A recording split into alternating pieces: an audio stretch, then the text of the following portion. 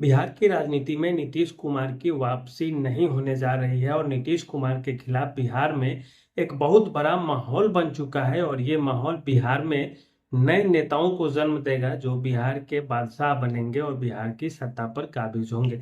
अब नीतीश कुमार के खिलाफ वो कौन कौन से माहौल है, उसके कारण क्या है, नीतीश आखिर इतना कमजोर कैसे हो गए, इन सब चीजों पे चर्चा करेंगे। इसके अलावा नीतीश बाबू जो इतनी घोषणाएं पे घोषणा करते जा रहे हैं, 125 यूनिट बिजली फ्री, जो पेंशन की राशि है वो 400 से बढ़कर 1100 हो गई है, 50,000 60,000 शिक्षकों की भर्ती की बात की जा रही है और तमाम तरह से प्रयास किए जा रहे हैं। किसी तरह से जो सत्ता विरोधी लहर बिहार में बन गई है, जदयू और भाजपा की सरकार को उखाड़ने के लिए जनता जो कमर कस चुकी है, प्रशांत किशोर ताबड़तोड़ हमले कर रहे हैं भाजपा के नेताओं पर, जदयू के नेताओं पर।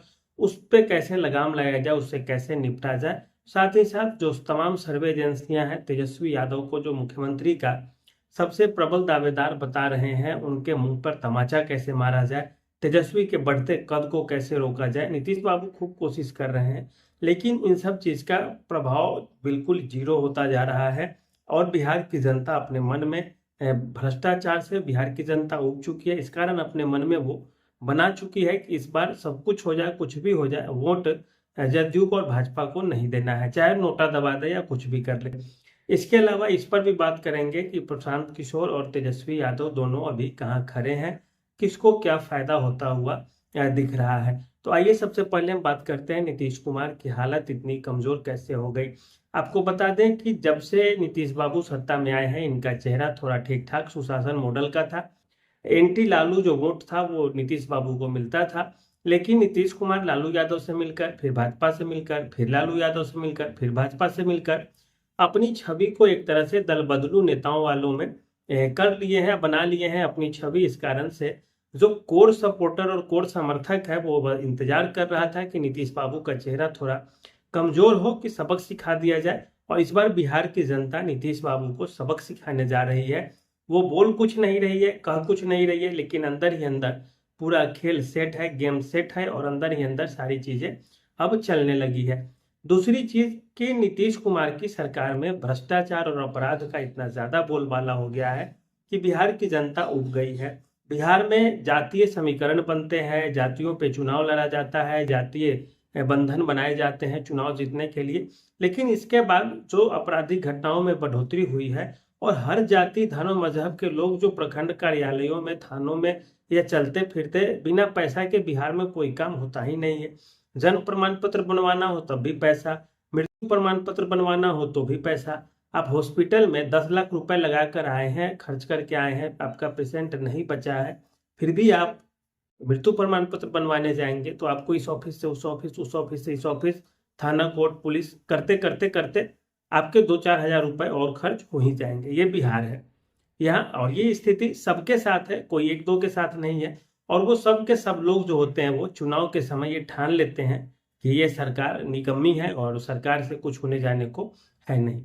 दूसरी चीज कि नीतीश कुमार के जो समर्थक हैं, जो पार्टी के नेता हैं, वो भी अनाप शनाप बयान देते रहे हैं। नीरज कुमार अनंत सिंह पे टूट पड़ते हैं, अनंत सिंह कहते हैं कि मोकामा से लड़ेंगे, नीरज कुमार बोलते हैं कि टिकट फाइनल हो गया। कौन बोल दिया है? नीतीश बाबू बोल दिए हैं कि कौन बोला है? अभी तो टिकट हुआ नहीं, कैसे दावा कर सकते हैं कि मोकामा से चुनाव लड़ेंगे? तो अनंत सिंह और नीरज कुमार में ठन जाती है। अब जो अनंत सिंह के समर्थक होंगे, अगर अनंत सिंह को टिकट नहीं मिलेगा तो वो जदयू को वोट तो नहीं ही करेंगे, और जो अनंत सिंह के समर्थक मोकामा के बाहर होंगे वो भी जदयू को वोट नहीं करेंगे अगर टिकट कटा जदयू का।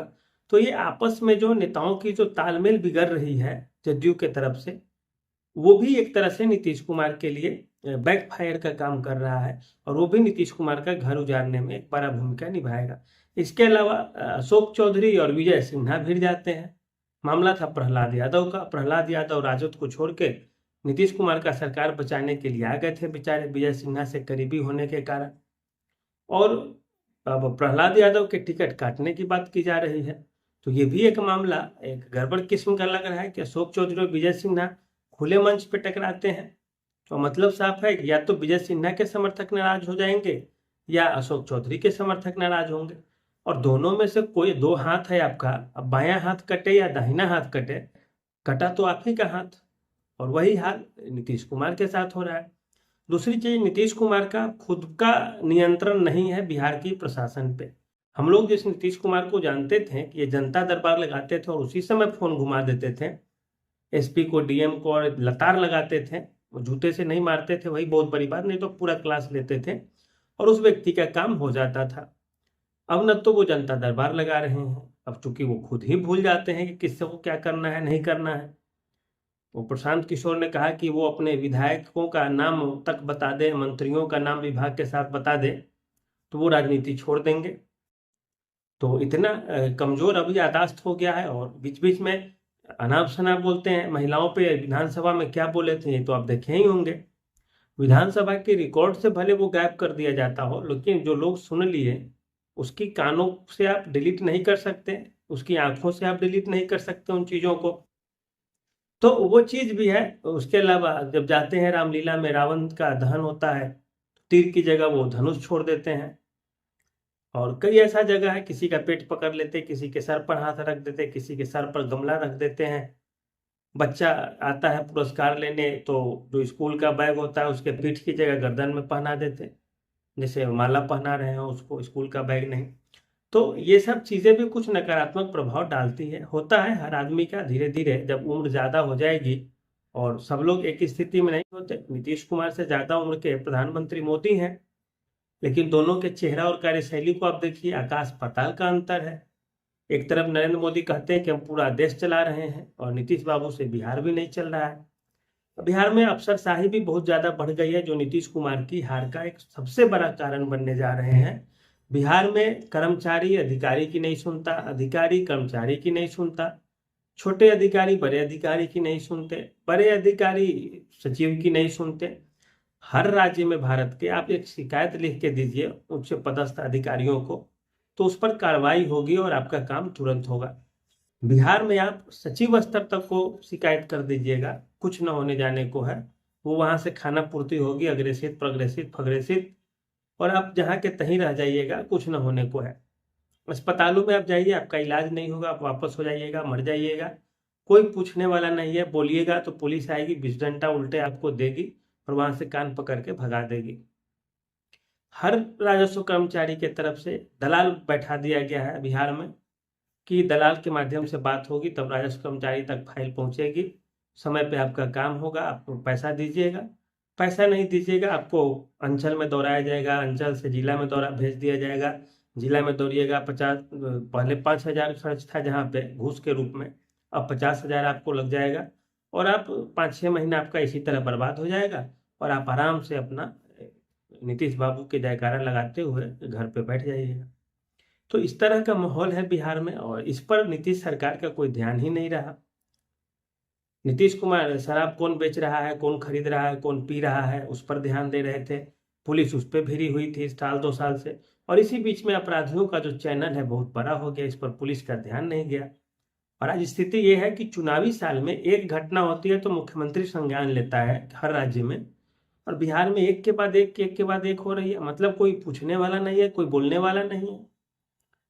कभी ये बदले जा रहे हैं, कभी वो बदले जा रहे हैं, लेकिन उससे अपराधी जो है वो तो अपराध कर ही देगा। वो एसपी मोहन प्रसाद हो या राजेंद्र सिंह हो, कोई भी हो, क्राइम तो हो ही जाएगा फिर, अगर आपका नियंत्रण नहीं है, अपराधियों में खौफ नहीं है। रेप की घटनाएं हो जाएंगी, चोरी की घटनाएं हो जाएंगी, रोड एक्सीडेंट हो रहा है, और जितना भी बुरा चीज हो सकता है सारे के सारे हो रहे हैं, चल रहे हैं। इससे भी जनता उबी हुई है, और ये भी एक तरह से नीतीश बाबू की सत्ता को बिहार से बाहर फेंकने में बड़ा भूमिका निभाएगी। इसके अलावा जो सहयोगी पार्टियां हैं, जैसे चिराग पासवान है, बढ़ती अपराध पे वो कुछ बयान दे देते हैं। उपेंद्र कुशवाहा नीतीश बाबू को सलाह देते हैं कि अब आप राजनीति छोड़िए। चिराग पासवान कहते हैं कि अपराध इतना बढ़ गया है कि अब बड़ा मुश्किल है गठबंधन में रहना। मांझी को दलितों का नेता बनने की होड़ मची हुई है, मांझी उस पर ध्यान फोकस कर रहे हैं कि चिराग पीछे हटेंगे तो मांझी बड़ा चेहरा बन जाएंगे दलितों के। तो इस तरह से चुनाव नहीं लड़ा जाता है किसी भी राज्य में, मेरा कहने का एक ही मतलब था। और ये सारे के सारे कारण, जो नीतीश कुमार अब कुछ भी काम करे वो सारे चीजों को तोप देगा, ढक देगा, और इससे नुकसान जदयू और भाजपा गठबंधन को हो जाएगा। और अभी भूमि सर्वे का काम चल रहा था, किसी के पास कोई कागजात ही नहीं है। कोई अंचल में दौड़ेगा, कोई कर्मचारी के यहाँ, तो कोई कुछ। अब जाके सरकार की नींद खुली कि मुखिया लिख के दे देगा कि ये मृत है, तो वो मृत्यु प्रमाण पत्र समझा जाएगा। तो भैया 15-17 साल से कान में तेल डाल के कहाँ सोए थे? सरकार तो जदयू भाजपा की ही थी। तो ये लोगों को इतना दिन से दिमागी काम नहीं किया कि ये सब भी कोई बहुत बड़ी चीज है। हत्याएं हो रही है जमीन के नाम पे, लेकिन ये लोग सो रहे थे। अब जब लग रहा है कि हम चुनाव हार रहे हैं, और हारेंगे ही नहीं बल्कि 20 साल 25 साल के लिए बिहार की सत्ता से सीधे बाहर हो जाएंगे, तो भाजपा वाले जग गए, अब जदयू वाले जग गए। लेकिन अब तो देर हो चुकी है। मंगल पांडे, सम्राट चौधरी, विजय सिन्हा, सब के सब तेजस्वी और प्रशांत किशोर के निशाने पे है। एक भी मौका मिलता है ये तुरंत हमला कर देते हैं। दिलीप जायसवाल, सारे भाजपा नेताओं पे प्रशांत किशोर हमला कर रहे हैं, तेजस्वी हमला कर रहे हैं। और अब नीतीश बाबू जा रहे हैं यहाँ पे जमीन में सुधार किया जाए, भूमि सुधार किया जाए, इसके अलावा जो कागजात है उसको अपडेट किया जाए, घर घर जाकर के किया जाए। तो अब चुनाव के समय आप ऐसा कीजिएगा तो आप कुछ भी कर लीजिए, आप जीत नहीं पाइएगा। पर चुनाव के समय जो भी पार्टियां फ्री की घोषणाएं करती है, वो अब तक का देश का रिकॉर्ड है कि वो चुनाव हार जाती है। या आप अभी गिरते पड़ते बना भी लीजिएगा तो अगले 5 साल के लिए अरविंद केजरीवाल की तरफ साफ हो जाइएगा। तो ये स्थिति भी है। और अभी भी जो सुधार का काम चल रहा है वो बिना पैसा लिए दिए, क्या अंचल कार्यालय, अंचल अधिकारी, अधिकारी, राजस्व कर्मचारी, ये सब क्या बिना पैसा लिए काम कर देगा? और अगर इसमें भी लिपापोती शुरू हो गई, घुसखोरी शुरू हुई यहाँ भी, तो होगी। बिहार है तो हर जगह हो रहा है, तो इसमें भी हो जाएगा। जो पहले पैसा देगा उसके कैंप में पहले काम हो जाएगा। अगर ऐसा हुआ तो नीतीश बाबू और ज्यादा वोट से हारते हुए आपको नजर आएंगे। ऐसे गिरते पड़ते सरकार बना भी ले, बचा भी ले, लेकिन ऐसे में और चौपट हो जाएंगे। वोटर वेरिफिकेशन का काम इसी समय शुरू हो गया जब नीतीश कुमार कमजोर पड़ रहे थे। और इससे भी जनता में उब हो गई कि अब माँ बाप का कागज कहाँ से लाए, दादा परदादा का कहाँ से लाए, दादा का कहाँ से लाए, जमीन का कागज कहाँ से लाए। अब जमीनें नहीं है तो अब जमीन का कागज कहाँ से लाए? अब पढ़े लिखे है ही नहीं तो जन्म प्रमाण पत्र कहाँ से लाए? जन्म प्रमाण पत्र आज के समय सारे लोग नहीं बनवाते हैं, तो उस समय कौन बनवाता होगा भाई? ये भी बड़ा मुश्किल है। राशन कार्ड 2 साल 4 साल 5 साल में फट जाता है। 25 साल पहले का राशन कार्ड कहाँ होगा? चूहा दिमक खा गया होगा गरीबों के घर में। गरीबों के घर में बड़े लॉकर और गोदरेज तो होते नहीं। वो बेचारा क्या करे? और वो भी इसी समय हो गया जब नीतीश कुमार कमजोर पड़ रहे हैं। तो ये भी एक बहुत बड़ा कारण है कि नीतीश कुमार को डैमेज कर रहा है। भ्रष्टाचार, ये राजस्व विभाग, खनन विभाग, खनन में आप जाइए काम कराने, गाड़ी जब्त हो जाएगी। मिट्टी नहीं, हम अपने खेत से खन के मिट्टी कहीं दे रहे हैं थोड़ा बहुत, तो हम पे जुर्माना लगेगा, हो सकता है ट्रैक्टर भी बेचना पड़ जाए। बहुत से लोगों का ऐसा हुआ है, जेसीबी पकड़ लिया गया। और ये नियम कानून तो बहुत पहले से है, लेकिन राजद वाले भी इससे अच्छा सरकार चला रहे थे। लेकिन अभी तो बिल्कुल गड़बड़ सी हालत हो गई। और स्वास्थ्य विभाग में जो भी लोग काम कर रहे हैं, कमा रहे हैं, खा रहे हैं, सारे बेचैन है, परेशान है, और सरकार के डर से वो बेचारे नहीं बोल रहे हैं। लेकिन जब बक्सा खुलेगा ईवीएम का तो फिर वो सारी चीजें दिख जाएगी बिहार में। दूसरी चीज, तेजस्वी और प्रशांत किशोर अब काफी मजबूत हो गए हैं। तेजस्वी यादव पहले से ही लोकप्रिय हैं, यादव मुस्लिम समीकरण है, न तो यादव टूट रहा है न मुसलमान टूट रहा है। वो 33-34-35% वोट लेके खड़े हैं। मुकेश सहनी वगैरह सबको मिला ले तो 40% अगर वोट आ गया तो तेजस्वी सबसे बड़ी पार्टी के रूप में फिर से उभरेंगे। इधर बच्चा 60% वोट। अब इसमें प्रशांत किशोर है और नीतीश कुमार है। अब जनता यदि फ्रस्ट्रेट होकर के कि हारे या जीते हम वोट प्रशांत किशोर को ही दे रहे हैं, नीतीश कुमार भाजपा को नहीं देंगे, तो यकीन मानिए कि जदयू भाजपा का इतना बुरा हाल होगा जितना बुरा हाल इन लोग का कहीं नहीं होता है, दक्षिण भारतीय राज्यों में भी जल्दी नहीं होता है। तो वो स्थिति हो जाएगी। दूसरी चीज, या तो फिर भाजपा और जदयू वाले मिलकर प्रशांत किशोर को बहुत डैमेज कर दे कि वो चुनाव नहीं लड़ पाए, जेल में डाल दे या कुछ कर दे, तो फिर जदयू भाजपा बच सकती है ऐसे में। लेकिन फिर भी तीसरा फ्रंट निर्दलीय का बन जाएगा, उससे डर रहेगा।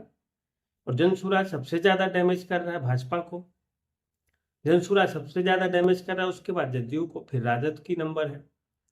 यादव मुसलमान तो कटते दिख नहीं रहे, बाकी के लोग अपना तीसरा मोर्चा की ओर घूम सकते हैं। इसके अलावा हर पार्टी से कुछ न कुछ नेता हैं जो इधर उधर जाने की सोच रहे हैं। तो वो सारे के सारे न्योता अभी तीसरे फ्रंट प्रशांत किशोर की ओर जा सकते हैं। ऐसे में जदयू भाजपा के लिए भी समस्या बनेगी। पहले होता था कि जदयू और भाजपा से टिकट नहीं मिला और यदि तेजस्वी को कांग्रेस के खेमे से भी नहीं मिला तो वो बेचारे चुप रह जाते थे 5 साल के लिए। इस बार वो तीसरे फ्रंट की ओर जाएंगे, चुनाव लड़ेंगे और डैमेज कर देंगे बहुत ज्यादा। तो ये भी एक बहुत बड़ी समस्या इस बार सामने से दिख रही है। तो प्रशांत किशोर और तेजस्वी दोनों बहुत ज्यादा डैमेज कर देंगे और त्रिकोणीय चुनाव हो जाएगा। सत्ता में आने लायक कोई नहीं बचेगा, फिर दोबारा री इलेक्शन की संभावना बन जाएगी। चिराग पासवान के तेवर भी बड़े कड़े किस्म के हैं। भाजपा के दबाव में वो चुप हो जा रहे हैं, लेकिन हमेशा के लिए चुप नहीं हो रहे हैं। और चिराग के समर्थक चुप बैठ जाएंगे, वो देखने लायक होगी। क्योंकि बिहार में जाति के नेताओं ने क्या कहा ये कोई मायने नहीं रखता, वो जाति के जो मतदाता हैं उनका क्या रुख है ये मायने रखता है। क्योंकि जीत हार तो वोट से होती है, मतदाताओं से होती है, बाकी लोगों की तो कोई भूमिका होती नहीं है। तो वही स्थिति बिहार की है। ये जरूर है कि नीतीश कुमार और भाजपा की सरकार आती हुई नहीं दिख रही है बिहार में। अब चाहे वो कुछ भी कर ले, कुछ भी फ्री कर दे, घर घर नौकरी दे दे, उससे कोई मतलब नहीं है। क्योंकि शिक्षक की बहाली जो नीतीश कुमार बड़ा अपना एजेंडा करते हैं कि हम बड़ा नौकरी देने वाले हैं, ठीक वही नीतीश कुमार से पूछिए कि बिहार कर्मचारी आयोग की परीक्षा कब ली जाएगी, कब फॉर्म निकला, परीक्षा कब होगी, जरा बता दें। अन्य विभागों की परीक्षा कब होगी, जरा बता दें। कुल मिला के देखें, स्थिति बड़ी डावाडोल किस्म की है और सरकार वापस करती हुई नहीं दिख रही है। तेजस्वी और पीके के पास एक बहुत बड़ा मौका है। देखिए आगे क्या होता है। आज के लिए इतना ही। धन्यवाद, नमस्कार।